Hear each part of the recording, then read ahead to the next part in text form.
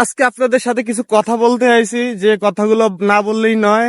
আপনি দর্শন করবেন এবং এলাকার মোড়লরা 50,000 টাকা জরিমানা করে দিবে, আপনি নির্দ্বিধায় বেঁচে যাবেন। বাহ, বাহ, কত সুন্দর, কত সুন্দর সিস্টেম এখন আমাদের দেশে চালু হয়েছে না? কত সুন্দর।